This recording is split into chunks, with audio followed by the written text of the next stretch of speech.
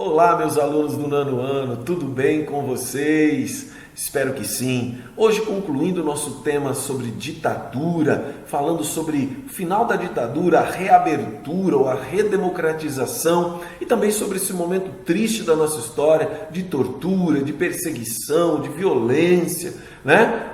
Sempre lembrando que existem aqueles que defendem, aqueles que acusam. O importante é você ler, é você estudar várias fontes para você poder construir o seu olhar criterioso e cuidadoso sobre isso, sem os apelos dos discursos, seja desse lado, seja daquele lado. O importante é a leitura, o estudo, ouvir vários argumentos de todos os lados para você construir a sua opinião sempre sólida e consistente do que foi a ditadura e daquilo que você acredita que foi a ditadura, ok? Então vamos lá para a nossa aula, entendendo esse momento tão complexo.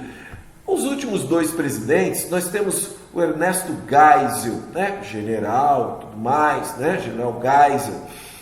Mas é com ele que inicia exatamente o processo de reabertura, ou seja, um processo de finalização da ditadura. Claro que não vai acontecer rapidinho, vai demorar um pouco ainda. Isso começa em 74, mas só vai acontecer efetivamente 11 anos depois, o fim da ditadura, e para a gente poder votar, né, o direito ao voto vai demorar ainda mais 4 anos. Então é um processo que demora bastante, né, lento, tal. Bom, essa é a proposta dele, é promover uma reabertura lenta, gradual e segura. Essa é a ideia, né? Levar o Brasil à democracia novamente de forma lenta, gradual e segura. Mas isso, na prática, não significava, vamos dizer assim, que chegássemos a uma democracia sem os problemas da ditadura, né? Muito pelo contrário. Isso aconteceu por meio de manter movimentos e grupos excluídos desse processo. Esse foi o problema. Então a oposição não participava, movimentos populares excluídos dos processos de decisão política. Foi isso que aconteceu. A crise econômica também se agravou e em 78 operários metalúrgicos do ABC iniciaram um ciclo de greves, fortes greves. Então você tinha crise econômica, né, acontecendo no Brasil, tinha o problema aí da tortura, tinha o problema da violência, tinha o problema das manifestações e tinha o problema da espécie de cortina de ferro em torno das decisões que outros grupos não poderiam participar.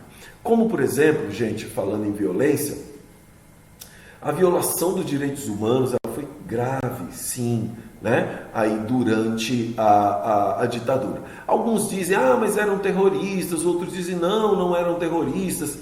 Eu acredito que independentemente se alguns fossem terroristas, claro que nem todos estavam envolvidos com milícia ou nada, mas ainda assim, num estado pleno do direito do indivíduo, até um terrorista é julgado como? Legitimamente, tendo o direito a se defender, a se explicar, a provar inclusive que é inocente, né? Ou que o Estado prove de verdade, né? Com provas corretas, que aquele indivíduo é culpado do seu crime.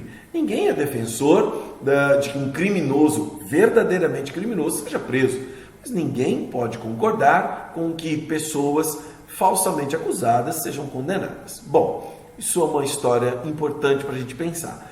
Aqui nós temos o Vladimir Herzog, que em 1975, quando eu tinha 3 aninhos, foi morto, né? Como é que a gente sabe que ele foi torturado e morto? Porque, o problema já foi levantado à época. Mas hoje ele já é oficialmente decretado como um morto, um assassinado pelo Exército Brasileiro. Foi dado esse direito à família, né, da dignidade, porque ele foi acusado de ter cometido suicídio. Não coloquei a imagem aqui, é uma imagem chocante, mas você pode pesquisar, Vladimir Herzog. Esse episódio, então, trouxe grande comoção, Geisel não tomou providências para punir os responsáveis e a coisa sambou.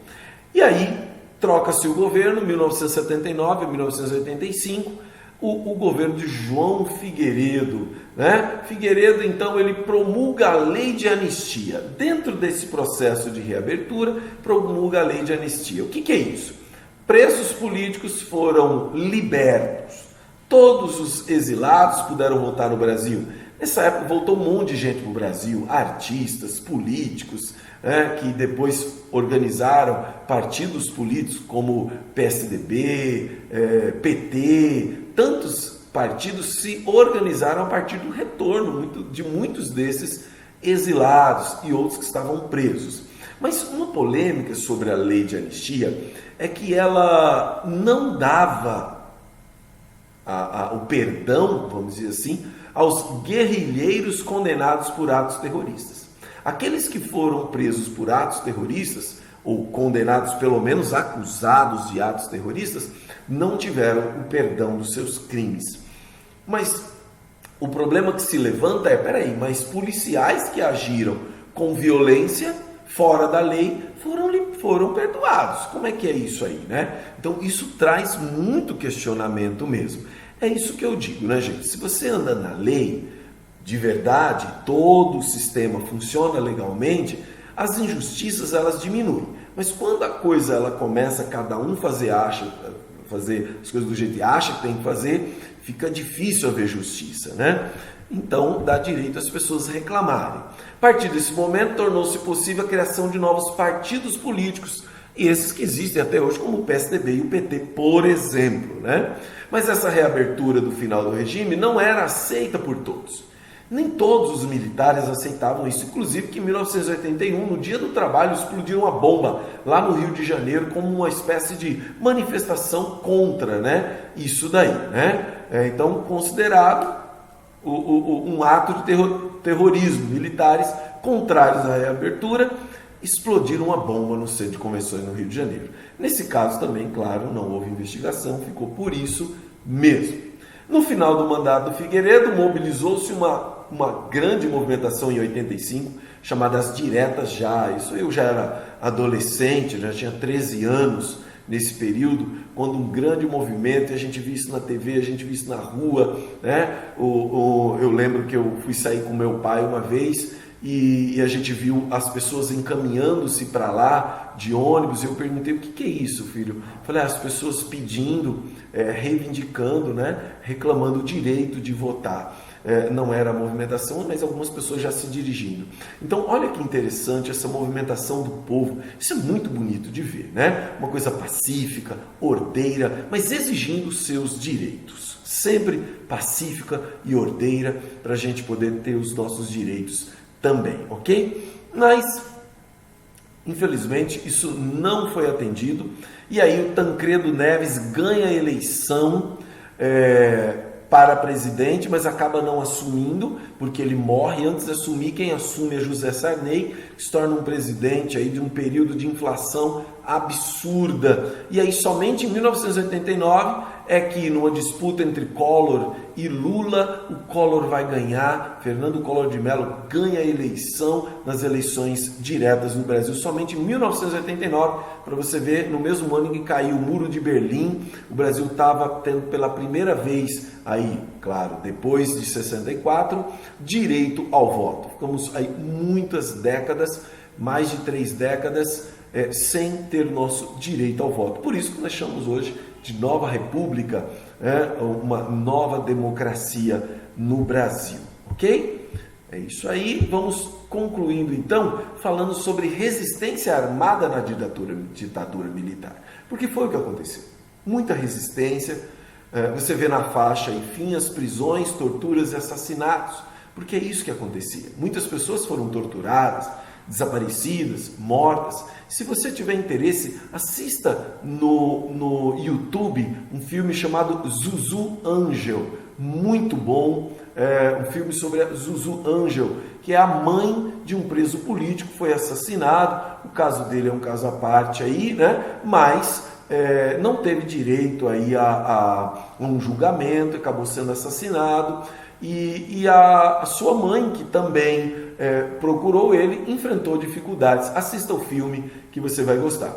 Mas muitos estudantes, jornalistas, artistas lutaram contra a ditadura no Brasil e aí, claro, com o fim aí da ditadura, com a anistia, eles puderam retornar ao Brasil, porque muitos tiveram que fugir com medo da morte. Para combater a luta armada e outras formas de oposição, os militares utilizaram inúmeros recursos jurídicos, políticos e militares para lutar contra a oposição, e a tortura foi uma dessas formas muito usadas. Aí, recentemente, foi criada em 2011 a Comissão Nacional da Verdade. O que é isso? Essa Comissão Nacional da Verdade não é uma coisa exclusiva do Brasil. Aliás, o Brasil foi um dos últimos a fazer isso. Mas os países fazem essas comissões para investigar justamente atos de violência, de tortura, que de repente o Estado possa ter executado. E essa Comissão Nacional da Verdade, ela tentou o quê? Investigar crimes como mortes, desaparecimentos cometidos por agentes representantes do Estado no período de 18 de setembro de 46 a 5 de outubro de 88, principalmente aqueles ocorridos durante o período da ditadura militar. Ok? Comissão Nacional da Verdade, ela tentou investigar e tentou fazer justiça. Existem muitas críticas também em torno da Comissão Nacional da Verdade, só ouviu um lado, não ouviu os militares, ou pelo menos o discurso que sobressai é das vítimas ou das supostas vítimas pelo lado dos militares, né? Dizendo que elas são supostas vítimas. E assim, bom, o que importa é que a verdade venha à tona e que aprendamos com os nossos erros do passado para que não venhamos a repeti-los. Ok? É isso aí, pessoal. Assim terminamos a nossa aula de hoje. Tchau, tchau, pessoal.